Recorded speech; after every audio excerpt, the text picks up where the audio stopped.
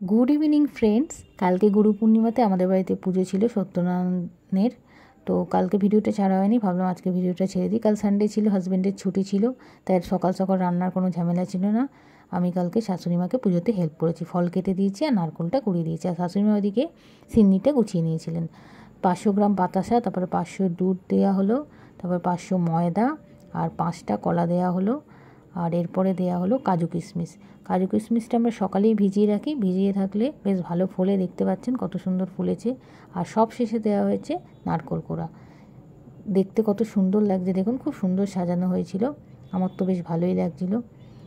এরপরে উনি পুজোতে বসেছিলেন, তার আগে আমি ওনার হাতের আলপনাটা আপনাদের সঙ্গে শেয়ার করছি। উনি খুব সুন্দর আলপনা দেন, ঘরটা যেখানে বসা হবে সেখানেই আলপনাটা দেওয়া হয়েছিল।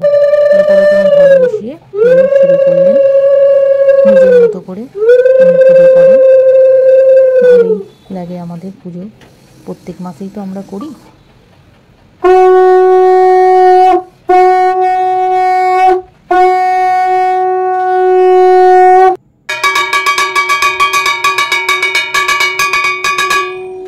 এরপরে তিনি বই পড়ে নিলেন, বইটা পুরো পড়ে নেওয়ার পরে একে একে আরতি করে নিচ্ছিলেন। দেখুন সাজানোটা খুব সুন্দর হয়েছিল, ঠাকুর যে সন্তুষ্ট হয় সাজানো দেখেই বোঝা যায়, খুবই ভালো লাগছিল।